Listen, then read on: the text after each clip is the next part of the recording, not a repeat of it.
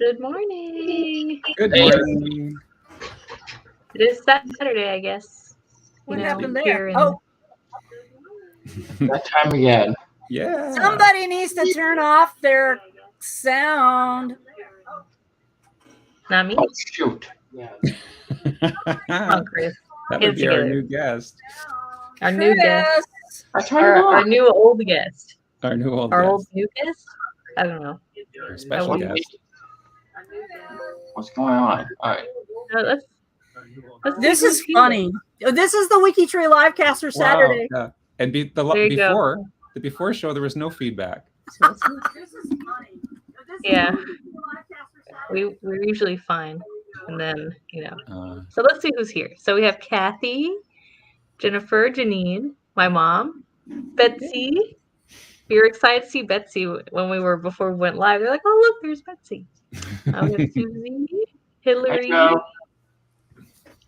June, Kay. Oh, hi, Kay. I don't think we've seen you in a while. Yeah. Don't think. And that's it so far. If anybody else is lingering in the background, say hello. Say hi. And you know what, Sarah? This weekend is Mama's Day. So, hey, Joe Mama. Yeah. Hi, Mama. So is Mama. Hi, Jeanine Tommy. Osman was talking about going off and hanging out with some grandbabies tomorrow and playing board games and going to dinner and enjoying her Mama's Day with some of her grandbabies. So they'll be with their grandmama. Nice. Greg, Yeah. I hear, is going to be the epitome of the question of the week. Yes. He's going to have 4 generations of mitochondrial DNA in his house. He is. Mhm. He is. Yep. That's right. Chris, A long one. Chris, what are you doing with your mama for tomorrow? Well, we are going to probably go out to dinner, probably lunch or something. I'll make a breakfast, of course, and Of course. let's have something, I guess. Will you come up here and be my kid tomorrow? I need breakfast in bed. Yeah, sure. You gotta give me a passport to Get your Canada. passport, yeah. Sarah, what are you doing for Joe Mama tomorrow? Well, we're different. We're apart. So I already sent her a gift and she loves it. I sent her a little like pop-up sunflower bouquet thing so it won't die. So she can just leave it up forever and she loves it. She's like, I love it. It's so great. I can leave it up all year long. And, that's so sweet. And That's the nice. other thing is you get to spend Saturday with Joe Mama. Exactly. Exactly. And I'm leading into, of course, the question of the week. Yes. Let me All add about moms. it's all Pretty about much. mom. Oh. So the question of the week is, have you used mitochondrial DNA to help discover or confirm any ancestors? That's 17 answers. And the first one's a really cool answer. Yes, I have, sort of, from Eileen Robinson. She says, most of my ancestors were enslaved in Georgia. And she's been able to find that her roots are from Africa. And the majority of slaves that came to Georgia were from Sierra Leone. And her maternal roots are based in Guinea-Bissau, Sierra Leone, and Liberia. So it's interesting because she's been able to use mitochondrial DNA not to identify really who the woman was here, but to be able to trace her mitochondrial roots back to an origins, which is sometimes what you have to do. You have to work the geography and the known migration patterns. I've had to do that with mine, and I'll show you that in a second. So lots of great answers, but Marianne Cerruti comes down, and Marianne actually answers again below. But she says, wow, Eileen, you've been able to come up with lots more details about your African heritage than I have. And she says that there's this group that's working on a project called DNA-testedafricans.org. So, of course, I pulled up that website. I kind of checked it out. It looks very legitimate. It looks like a group of people who are, working on helping people identify their roots back to Africa. And it's a DNA group project, but it's an autosomal DNA group project. And what I would love to do is get a hold of them and help them start a mitochondrial DNA group project and help them out with some WikiTree stuff, because WikiTree does great DNA group project work. You put on the lineages and stuff like that on to WikiTree. So it's really interesting. They have a great mission. And it also talks about some royal DNA projects that they were working on and some other stuff. And the fact that they are a nonprofit organization, which is another plus, I think, for that. But they're talking about only doing autosomal type testing. And I think that they might embellish it a little bit if they were to do some mitochondrial testing. So Marion Cerruti, thank you so much for that. If you're here this morning, that's great. Let's see. Walking our way down, of course, Peter Roberts jumps in. Peter Roberts is jumping in with great information about some of the people that he has been able to work with and being able to work some of the relationships showing the mitochondrial line between but these two people, and showing that you can see the relationship and that they both go back to Bianca Curry. But of course, Peter is also touting mitochondrialdnaorg, which is fully integrated with WikiTree. So you can use WikiTree, go to an ancestor's profile, find the DNA tested connections to the right. And if somebody has a mitochondrial DNA test there, you can click on that and compare the actual test results and markers over at mitochondrial straight from WikiTree. So it's really cool. So he's talking about that. Edison Williams is jumping in, talking about the differences and how it's working over at mitochondrial, and he also gives instructions. So there, we're done with mitochondrial. So Barry Smith says, yes, I've confirmed my line back to my 9th great grandmother Hannah, and he has this great page, The Journey with Mitochondrial DNA. Oh my goodness, look at this. A great page Barry Smith has put together. He explains what nuclear DNA is compared to mitochondrial DNA. Great write-up. And he goes on and he gives his full story. So nice work for him on that. We had a couple of people who said, no, I have discovered I have a mutation. So what she's talking about is a heteroplasmy. And when you have a heteroplasmy, which I have, unfortunately, it means that you have lots and lots and lots of matches at the 1, 2, 3 marker distance or genetic distance, but you don't have any zero matches, which I have no zero matches.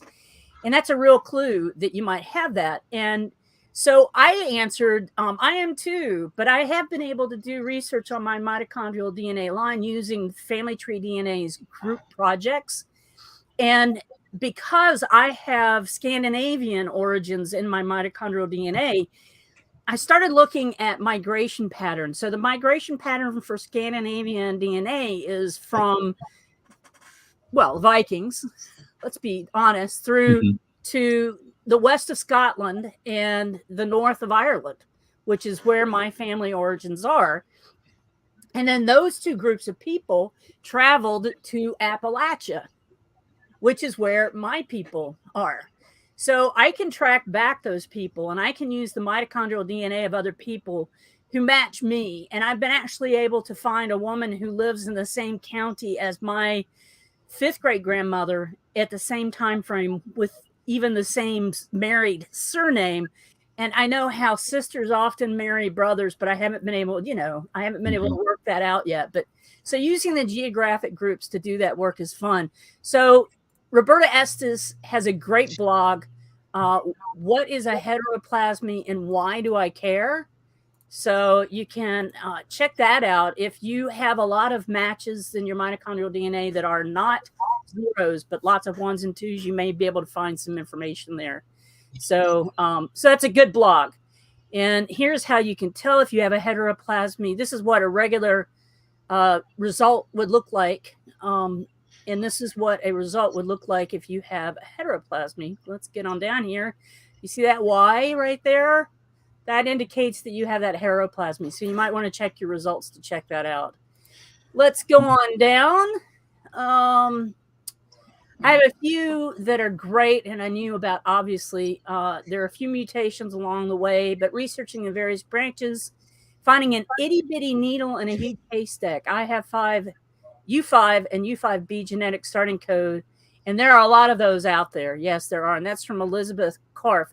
She says, but oddly, my mom may have a slight DNA variant as her numbers are either recorded weird or it's missing. So using her DNA is just a guideline. So I'm wondering if her mama has a heteroplasmy as well. Derek Allen says, yeah, it allowed me to confirm a line back to my third great grandparents. Just one person who had posted on a tree on Ancestry, including several people who were also on my tree, allowed him to do that.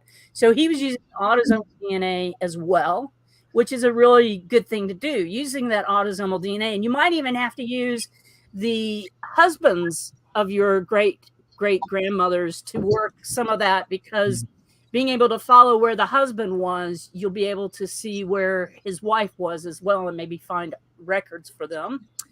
I wouldn't say it has helped confirm or discover any ancestors for me yet, but to the extent that family members have done mitochondrial DNA, it's been helpful and interesting in smaller ways. My mother's mitochondrial DNA has turned out to be extremely common, but the maternal matches can at least be divided in possibly matrilineal versus not matrilineal. Now, I'm not really sure about that, what was going on. Maybe she's talking about paternal great-grandmother. It seems like she's getting a little bit off the path of mitochondrial DNA there. So I'm going to ask Peter Roberts. If he would be willing to go back and answer each one of these questions. Let's see how that goes. That's good. You should. I actually, when you heard my phone ringing just a second ago, was that him? It was Peter calling me back because I had called him. He's probably funny. at work and I'm at work, and you know how that goes. Mm-hmm. Jeanine Osman, look at this, man. Janine's got my oldest daughter did a 23andMe kit, and it showed enough mitochondrial DNA to show what haplogroup, and that is true. Any of the mitochondrial DNA test kits will give you a mitochondrial DNA information, or Y-DNA if you're a male, but they 23andMe and Living DNA are the only ones who actually will show you that high defined haplogroup. So she's got a haplogroup K1A, 1B, 1A, and here's the link to her oldest known ancestor for that. So let's check that out. There's Jeanine. And if she had Jeanine, you should go and get a full sequence test. I know it's expensive. Save up for it, or look for one. They have a great sale going on this weekend at WikiTree DNA because it's Mother's Day. Mm-hmm. You could find one, and it would be cool to get you into mitoydna.org. She is. There's a MitoY ID there, isn't there? Yeah. Or no? No, that's not a MitoY DNA. Oh, it says on the line before. That's an ancestry kit. No, yeah, on Gen Match. If you've done did she say she'd actually done a? Let's see if she's done a full sequence test. Then she would have Jeanine, answer us. Are you not here this morning? She's here. I thought I saw her name. Have you had a full sequence test, Jeanine? If she has, then we need to fix that MitoY DNA ID. It should be a T number and not an A. Not an A. Oh, okay. That's an Ancestry autosomal kit number, it looks like. Anyway, so it's cool. Let's check out her stuff. So she's done a really good job with this. South Carolina to Van Buren, Tennessee. So more Shockley. I know some Shockleys from South Carolina. Lawrence County, Greenville County. She says no. Interesting. Jeanine answered no, by the way. The answer is no. Okay. We'll talk later, Jeanine. There's a sale going on, Jeanine. So that's cool. It's also fun to jump off and see people's. That's a nice profile without very much information available. Still a nice profile. Lots of good information. I would add, Jeanine, I would add her, add a little section here for DNA and write up what you just wrote up in the G2G question. I would post that on that profile as well. Yeah, so if somebody else comes on that profile, they're going to see a little bit more than just your haplogroup. They'll see the reason why you have your haplogroup and that it was from 23andMe. Cool. Let's go down. So Lorraine Keith, no, it's not helped. No. I've already traced my maternal line back about 6 generations, which is great. None of my mitochondrial DNA matches share a common ancestor with me, or they did not include their family trees on family tree DNA. So I have no way of knowing. Okay. So I have that situation as well. And when I see somebody that doesn't have any information on family tree DNA, if they've listed their earliest known ancestor, I run with that. I get their earliest known ancestor and I add them to WikiTree. And I work the line back a few generations, not back to the tester because I don't have a right to do that. But I work the line, the matrilineal line back based on their earliest known ancestor. And I research the earliest known ancestor. I try and find their children. I find their family. And I work them that way.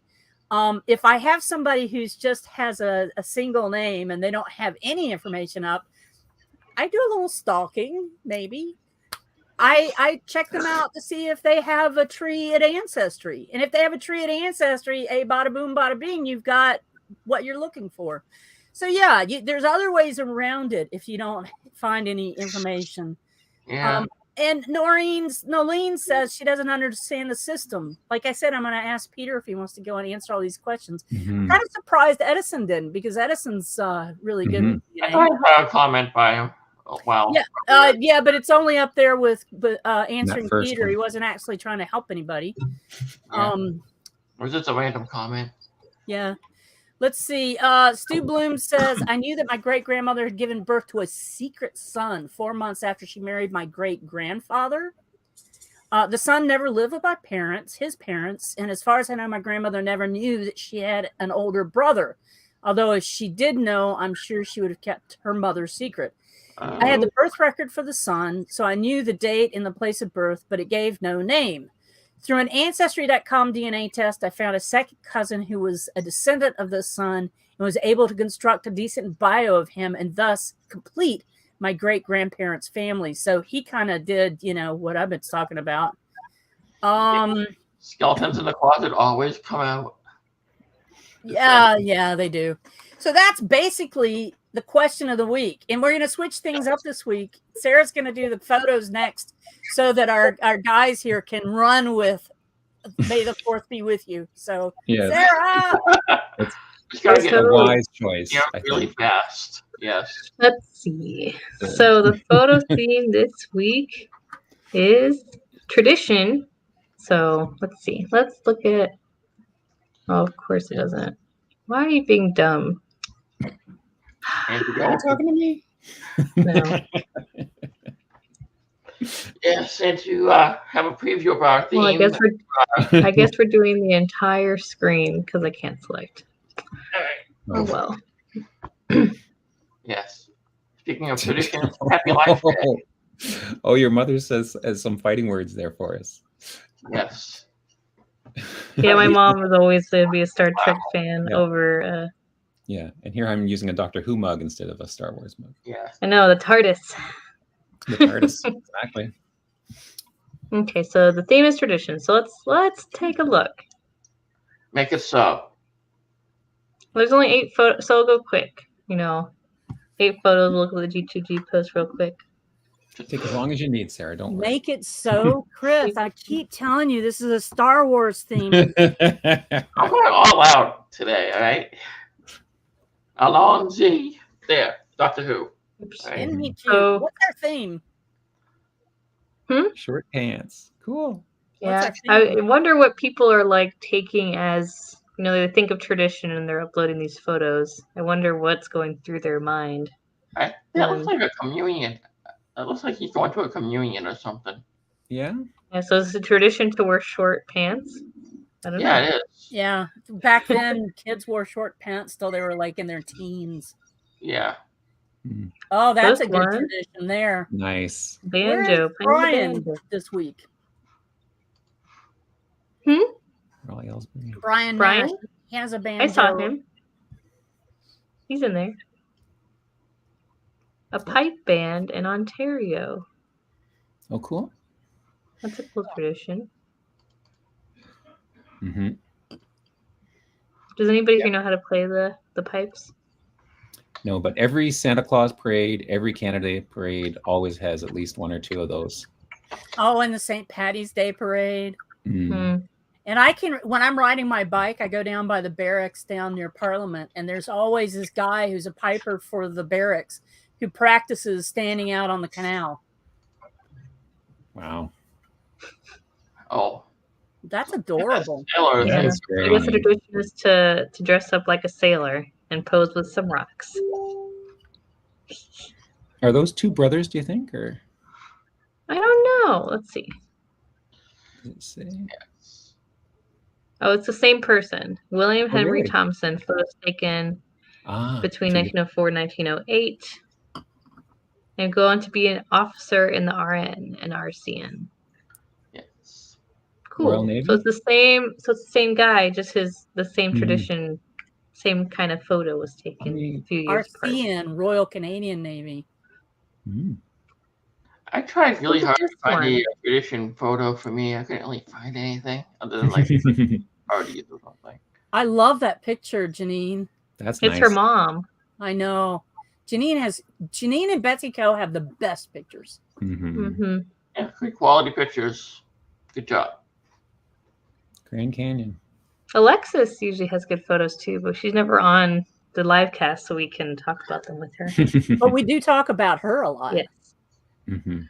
Visit to Santa Claus. Oh, yeah. That's a tradition, definitely. Yeah. At Macy's. Wow. A Macy's Santa. 1955. I have a picture like that of me with Santa at the Toronto Eaton Centre, which is the Canadian version of Macy's, basically. Or it was before we shut down. Okay. Baseball at Greensbridge. Baseball, good springtime tradition. Wow. That's a good picture. Mm-hmm. Now I want to watch a League of Their Own. That was T-ball. He had a T-ball. Look at the guy on the far left is holding it's on a stick. Oh, look. Yeah. Yeah. Huh. That's not just a bat? No. Yes. Yes, T-ball. No, it's a bat. It's a bat. Oh, man. That's okay. Mags But let good us balancing. Good balancing on the bat, though. Wait, 1930? Huh. 1930. Pueblo Nation. Yeah. I have a chief who we befriended when we lived in New Mexico wearing his traditional turquoise beads. That's nice. Cool.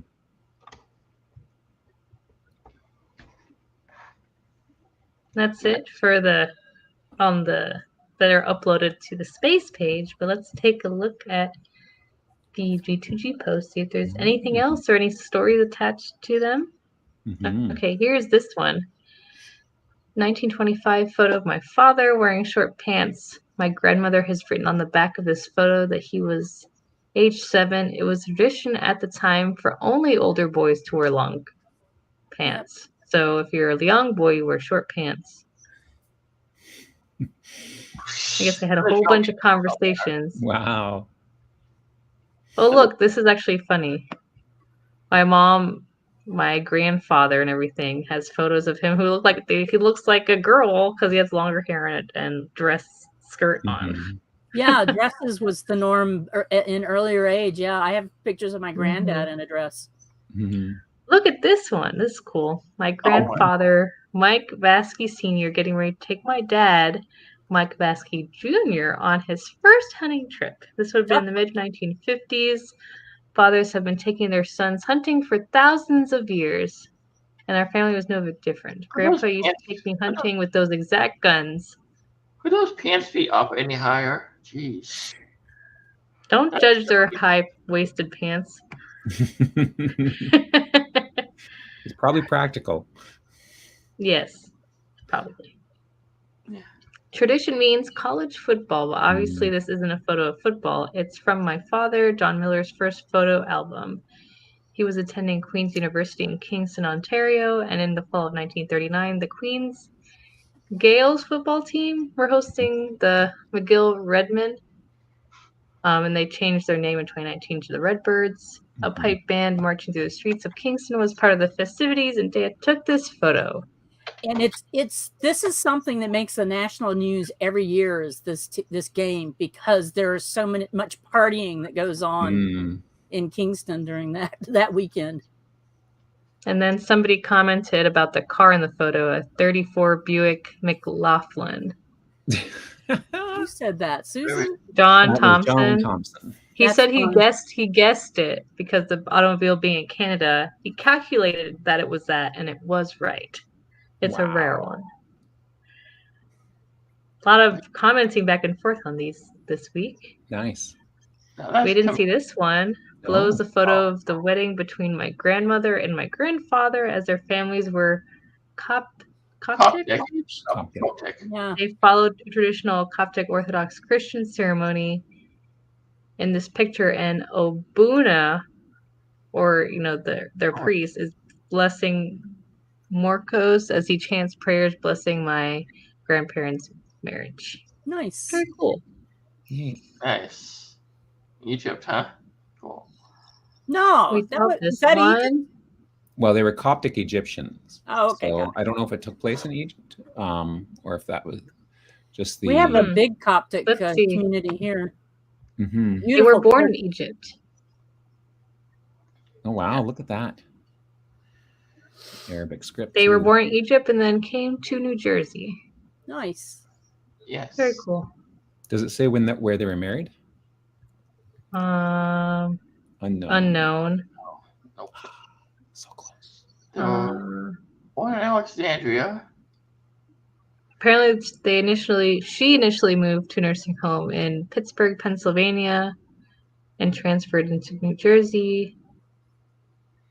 Oh, that was when she had a stroke. I guess they lived in Pennsylvania, but she died in New Jersey. So they might have gotten married in Pennsylvania. Last year.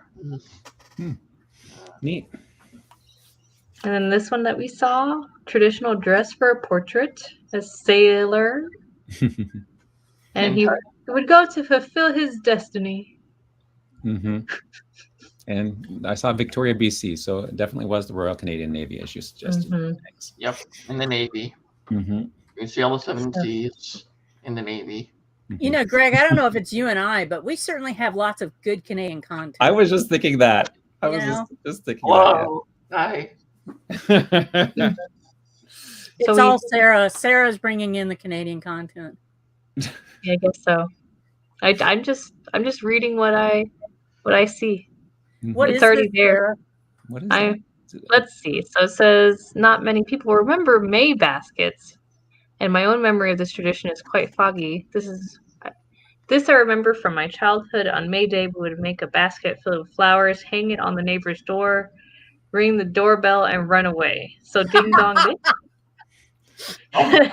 But a nicer ding dong ditch. Yeah, I guess. Obviously. Wow. So at least she has a lot of questions. Did I do this every year? Did we make a lot of baskets? How did we make the baskets? Well, it looks like they took some construction paper, put some flowers on it, and put it on the doorknobs. And there you go. Doorbell. Oh, there's some comments. Yeah.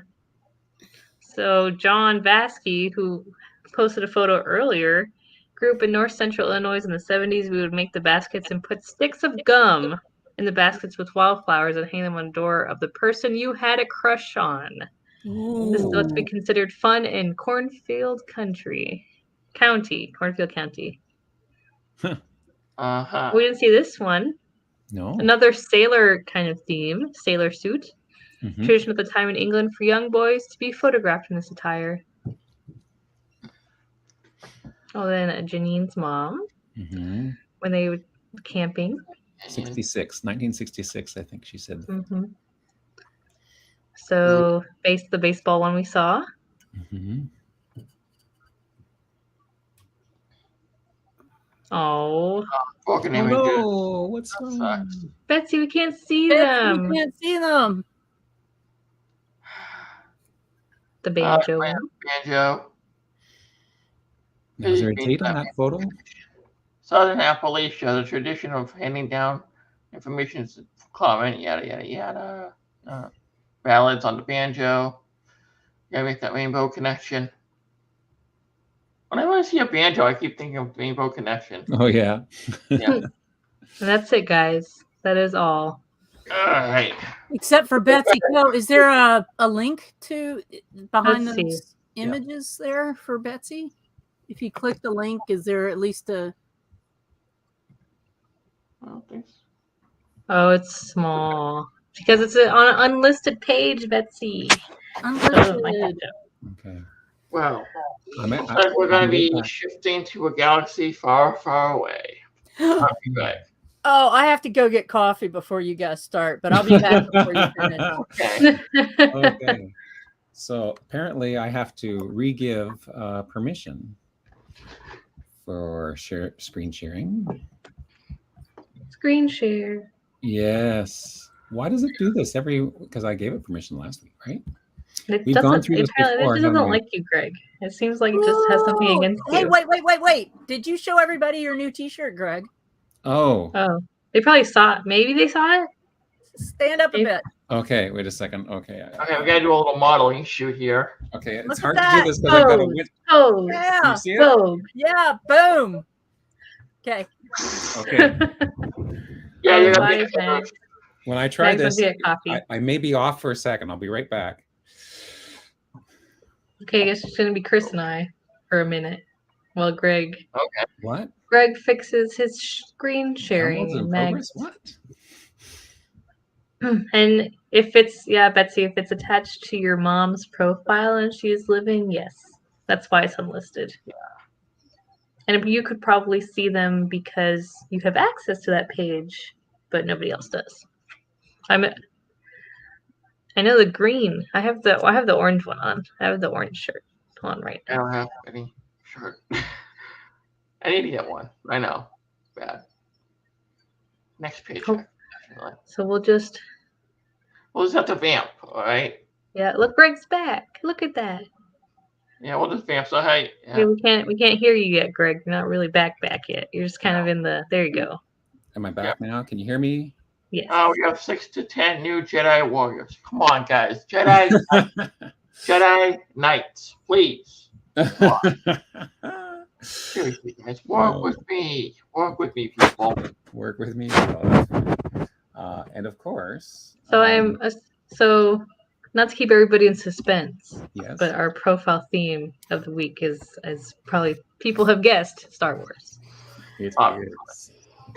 Let's see if I can share the screen now. I talked to you. No, what are you talking about? I did restart Chrome. Okay, let's try something different here. Oh, Greg is having technical difficulties. Yeah. Let's try this. So let's see. No, it is being stupid. I've never seen that happen before. Oh, it happens before. It's about it loses permissions, and I don't know why. So you want to go back out and come back in? I'll try it one more time. Okay, sorry, folks. No, I was just looking at the. Greg I'm a Trekkie too, and a Star Wars fan, and a Doctor Who fan. But you know what? We're crossing the streams. That's the problem. Jeanine knew 2 of Mark Hamill's siblings. Okay. Wow, that's pretty cool. But not Mark Hamill himself. Just brushes with fame. Bye, Greg. See you later. So I was looking at our homepage and I see the WikiTree challenge. It says Elon Musk, and I was like, we're gonna have Elon Musk on? But no. They're just researching him. I got a little excited.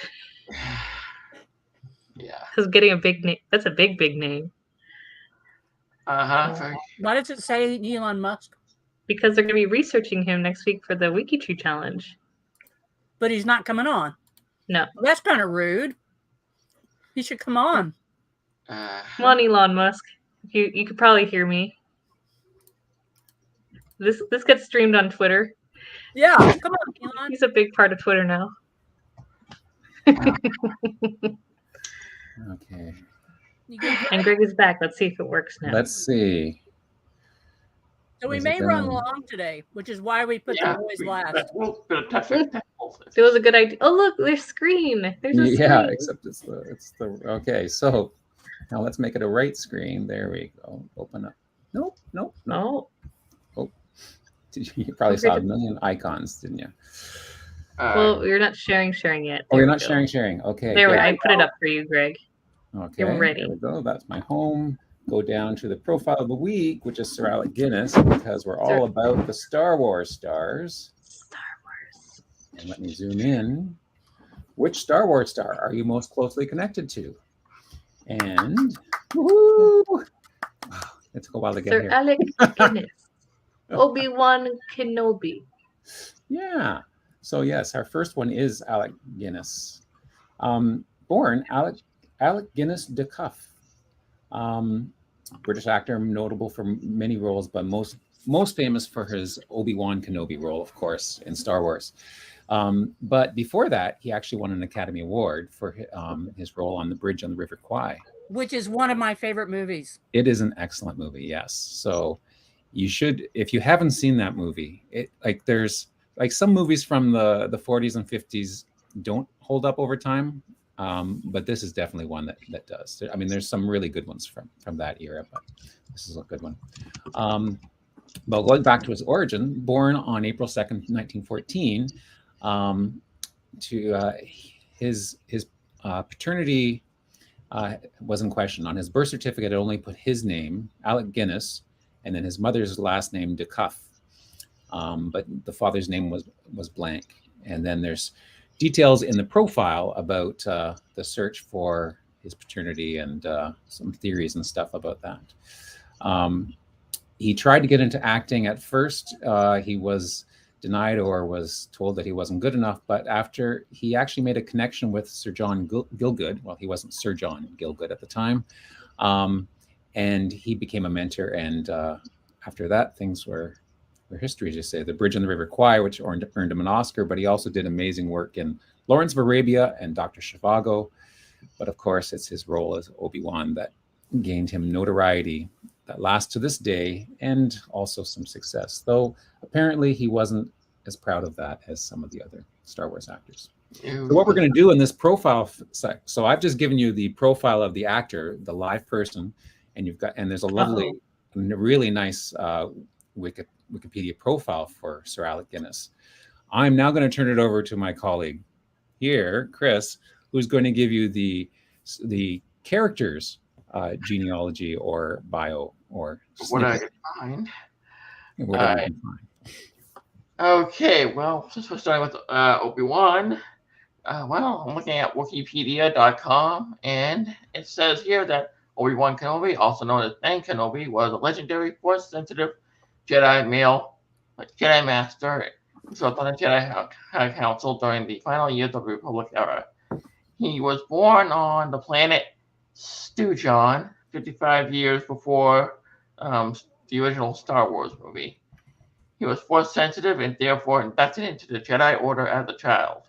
He raised in the Jedi Temple on the planet Coruscant, and I think we're going to get more of his background on the Disney Plus show Obi-Wan Kenobi. So we'll probably get more of his family history there, because there's not really much about his family history on this profile. It's just all about his role in the movies, and that's about it for Obi-Wan, unfortunately, for now. Okay. So watch Obi-Wan Kenobi show on Disney Plus. That's right. Yeah, there's a new show series coming up, isn't it? Yeah. Okay. So the next one is Kenny Baker.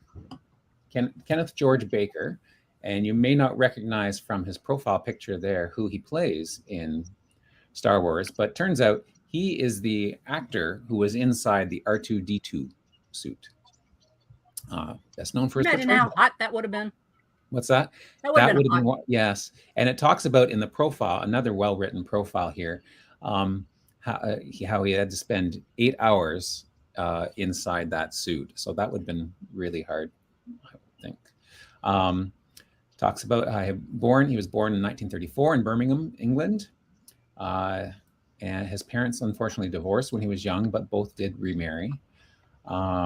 He met his wife, and after he met his future wife after she saw him on a talk show. And then she wrote him a letter saying that she was a dwarf as well. And they would later meet and married, and they had 2 children, neither of which inherited their dwarfism. He was primarily a performer, as he preferred to call it, and did a number of things. A very nice, meaty, well-written profile here, and played other characters, not just the R2D2, but Fidget and the Time Bandits. Did a couple cons and conventions, and anyways, passed away at 82. So he had a nice long life. So over to you, Chris. What can you tell us about R2D2? Well, he began his service as in the employ of Queen Amidala of Naboo. R2D2 wound up serving the Jedi Knight Anakin Skywalker during the waning years of the Galactic Republic, often accompanied by C-3PO in many adventures of the Clone Wars. He was constructed, I don't really say where he was constructed, but he was one of several astromech droids on Queen Amidala's Naboo's royal starship during the invasion of Naboo. Basically, his brothers were all picked off one by one, and he was the only one who survived. So that gained him some notoriety. And you could say that R2D2 was the ultimate badass because he saved everybody time and time again. And never really said anything in English. Cool. Next we have Uncle Owen, who the actor is Philip Mortimer Brown, who lived to 89. Nice long age there. Born in 1916 in Cambridge, Massachusetts, and passed away. Almost made it to 90. If he just lived a few more months, it'd be 90 in LA in 2006. American actor, performed on the stage, but became well known as Uncle Owen, so the uncle to Luke Skywalker. Philip, he was husband of, and that's it. It's a short and sweet biography here. So that gives you a little more time to expand about Uncle Owen. Chris. But Owen, according to the Star Wars Wikipedia, Owen was born to the kind-hearted moisture farmer Clegg Lars. I am sure the Star Wars fans are going to get on my case about the pronunciation, and I don't really care. And his wife Ika, after they met on the bustling core world. When Ika died, the father and son traveled to Clegg's home world, the desert planet Tatooine, where they lived on the Lars family homestead near the township of Angerhead, where Luke would later want to go pick up some power converters. As a young man, Lars had strong vision in who he wanted to become, and he just ended up being a moisture farmer. He was also later known as the wife of, not the wife, Jeanine Skywalker, Luke's mom. Not Luke's mom, Anakin's mom, sorry. Anyway, he just was a moisture farmer.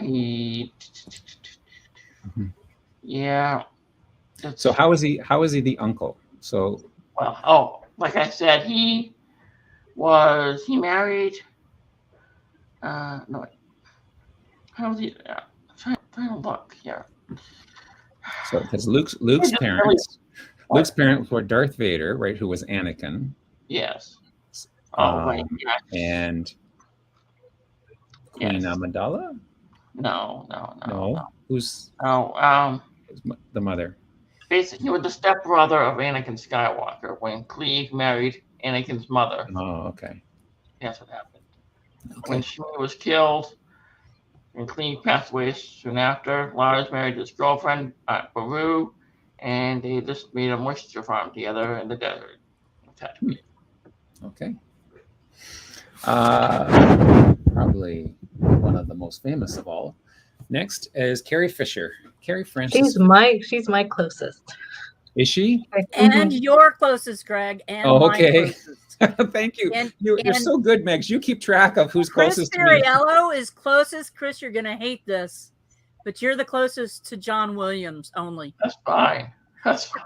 He's got great music. That's right. I wish I wanted to be closer to the musician. Oh, well. Carrie Frances Fisher lived to age 60. Born on 21st of October 1956 in Beverly Hills, and died 2 days after Christmas in 2016, Los Angeles. Yeah, died on my birthday. What's that? She died on my birthday. Oh no! Well, that's a very poor birthday present, I must say. I know. To lose Princess Leia. But she did have a good long life. But it would have been nice if she had longer with us.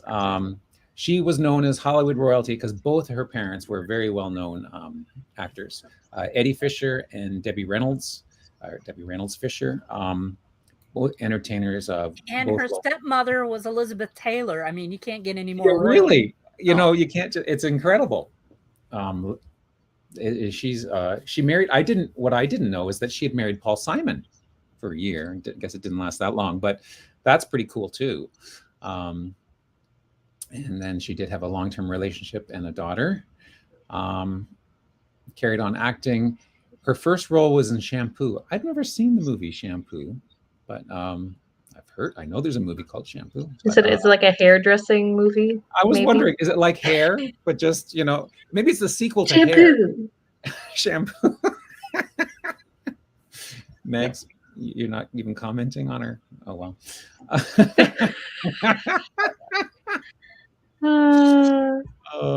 But of course, her big break came in 1970. Wow, that long ago, 77, in Star Wars.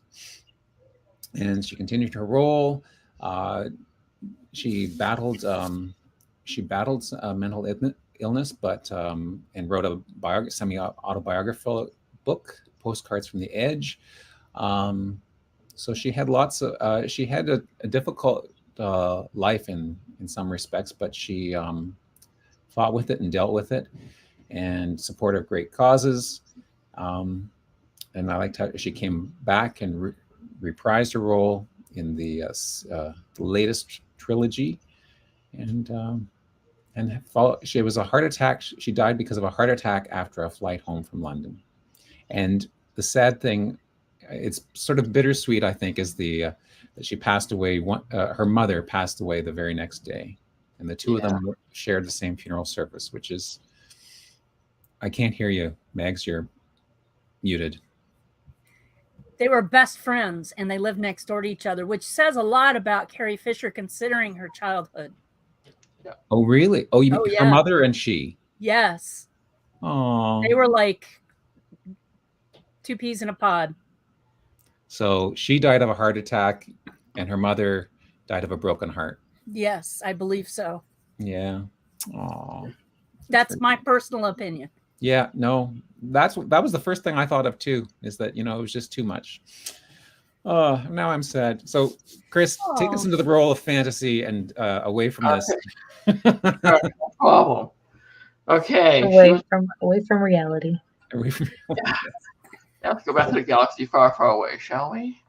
Yes. Born 19 years before the first Star Wars movie as Leia Amidala Skywalker, she was the daughter of Jedi Knight Anakin Skywalker and Senator Padme Amidala of Naboo. Her birth occurred in the aftermath of the Clone Wars, which saw the Jedi Order purged and the Galactic Republic reorganized into the Galactic Empire. With her mother's death in childbirth and her father's fall to the dark side of the Force, Leia and her twin brother Luke Skywalker were separated in order to keep them hidden from Darth Sidious and Darth Vader. As the adopted daughter of a politician known as Bail Organa, Leia eventually succeeded Bail by representing their home world in the Imperial Senate, though secretly she supported the rebellion. During the Galactic Civil War, however, Alderaan was destroyed, along with its inhabitants, the royal family, by the Empire's first Death Star. In the aftermath of the Battle of Endor, she married Corellian smuggler Han Solo and learned the Jedi arts as her brother's apprentice, and gave birth to their son, Ben Solo. Her personal and political life suffered in the years that followed, with Ben turning to the dark side like his grandfather before him, adopting the persona of Kylo Ren, and the Galactic Senate sidelined Organa's career. Adopting a military rank of general, she led the resistance during the Cold War and sought to make amends with men. Despite her efforts, the First Order succeeded in destroying the new republic, and Organa's husband died at the hands of their estranged son. Organa continued to lead the resistance during the war and sacrificed herself at the end to save everybody. Yeah. Spoilers. Spoiler alert. Yes. I better stop. Sorry. And she had her own lightsaber too, which she never really used. I haven't seen the last movie, Chris. You've ruined it. You haven't seen the last movie. Come on. Okay. We're going to have to speed this my up. mom's leaving. Bye, She's Mom. tired of the Star Wars nonsense. Yeah. As a Star Trek Hi. fan. Okay. Harrison Ford. Now, some of these are going to be really quick because their profiles are so slim because they're so That makes me sad that Harrison Ford, has such a small. I know. He was also Indiana Jones. Come on. I know. Like he's done so much stuff. Well, Yeah. Because he's still living. He's still living. So, and where's the? Okay, I've moved this over here. So, his parents, John William Ford and Dorothy Neidleman, are listed here, and they both passed away. So we could, we've got his parents. We know he was born in the 40s, but I'm sure if we went to the Wikipedia article, it would show more details about him. But yeah, he's done so many things, not only as Han Solo, but of course, Indiana Jones, The Fugitive. He was really good in that, I thought. Blade Runners too, yeah. Blade Runner, right? Yeah. So. Air Force One. Yes. Good stuff. Yeah. So that would be a neat one to add more to. But anyways, over to you, Chris. Try to just summarize the profile, because especially run out of time, like Chris. this. There's the history is like there's 9 movies worth of history. So let's see. I know. Han Solo was originally known as Han until he was given the surname Solo by Imperial recruitment officers. He was basically a cadet for the Imperial Academy. He ditched them, became a smuggler, and ended up on Tatooine, where he owed notorious gangster Jabba the Hutt some money. So he met up with Luke and Obi-Wan, and they all saved the galaxy together. Yeah, that brief enough? That's brief? Wow. It's funny. Chris. Greg is doing to Chris what you usually do to Greg. I know. I'm sorry. Greg had to do that. It hurts. It hurts. It hurts me. It cuts me deep. Let's go watch the movie. Start with Solo. Oh, I know. Okay. Oh, so I feel bad.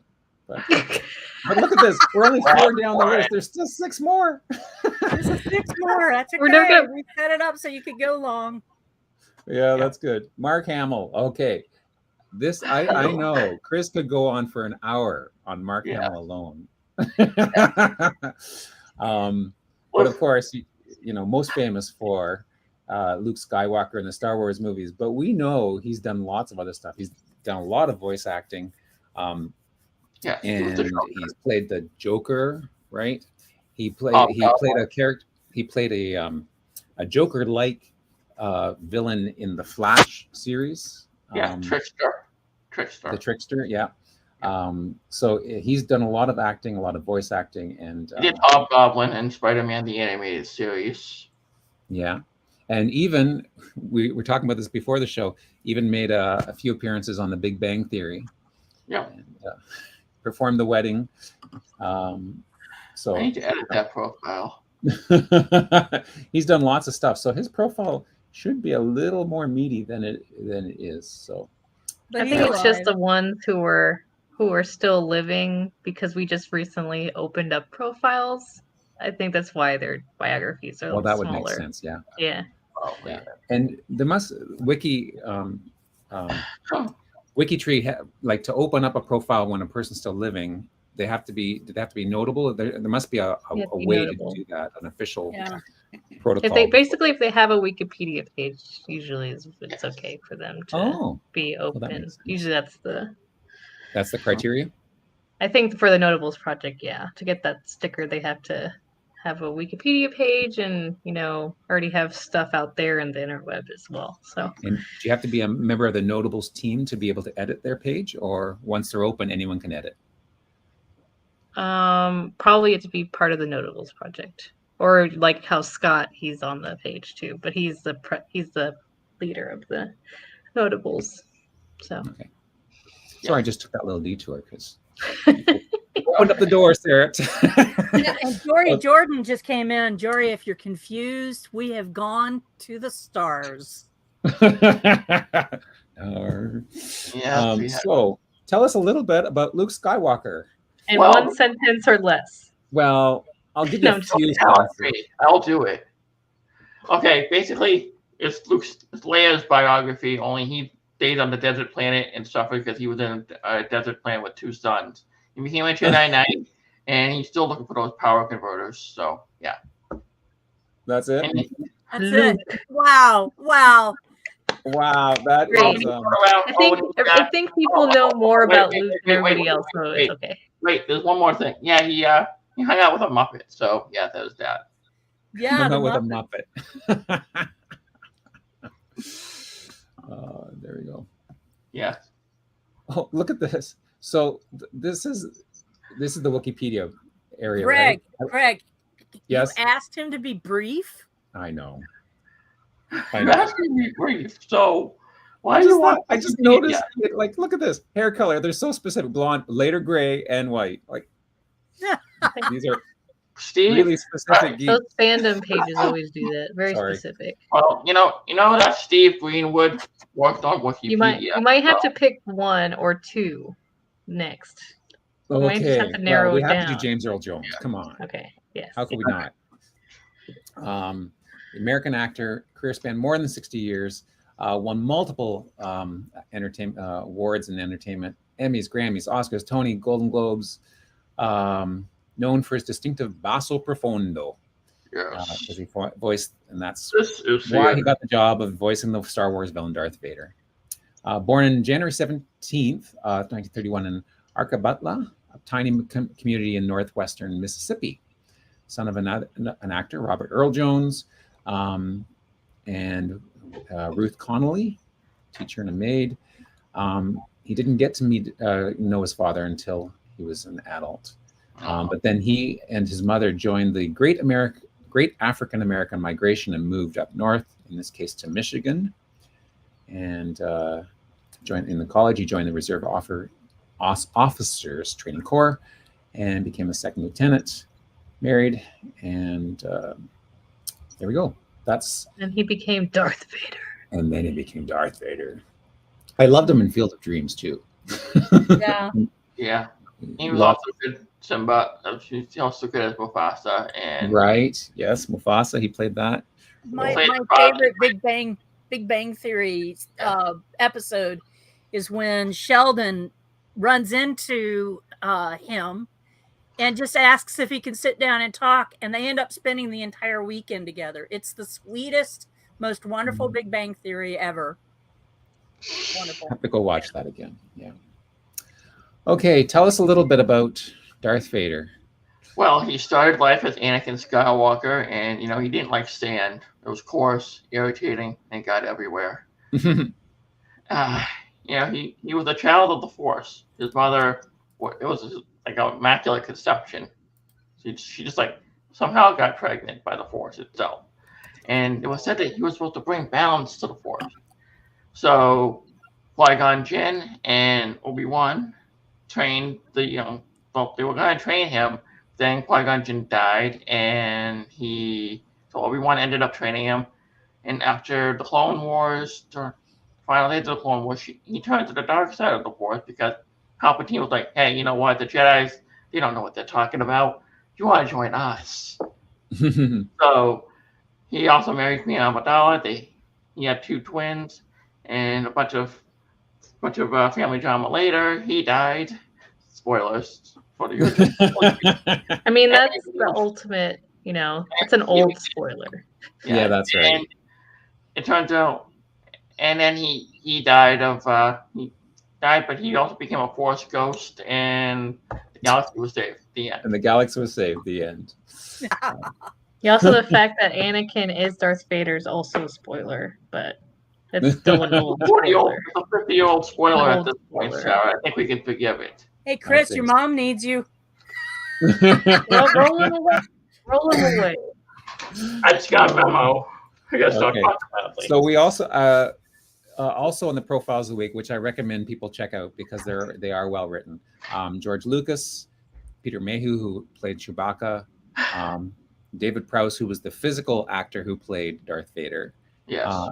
And then John Williams, who is also the composer of the wonderful music behind Star Wars, and lots of music spanning many galaxies and many stories and many franchises.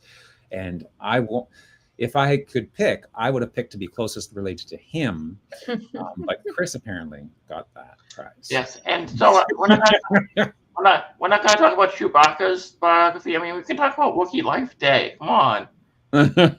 Happy Life Day. I do recommend checking out special. Peter Mayhew and David Prowse reading their profiles, because they're both well written, and they give some neat background into the actors who played that, who you don't see them because they're covered with their the makeup and their costumes and stuff. So it's kind of neat to sort of see the person behind the masks. So yes, I want to mention that this week, Elon Musk, or next week, Elon Musk. Now, he's not supposed to be on in person. So Sarah was saying before the broadcast, hey, we're talking about Elon Musk. You can hear me. Come on. Be on our WikiTree challenge. Come on. Really? Anybody who knows Elon Musk, let him know. We want him to be on. We're going to be checking out his family lines. So that's coming up. Wow. I'd be impressed if anybody knew Elon Musk here. Well. I think everyone on the planet knows who Elon Musk is. Is, but know him personally. Yeah. Connections. We'll see you next week, right? Yeah. Oh, yes. Well, I won't be here unless they want to invite me back. We can recap Star Trek Day. I mean, you did a great job today, by the way, Chris. I don't know. We may have to fire Greg and hire you. You're much briefer. Sorry. Much more. Well.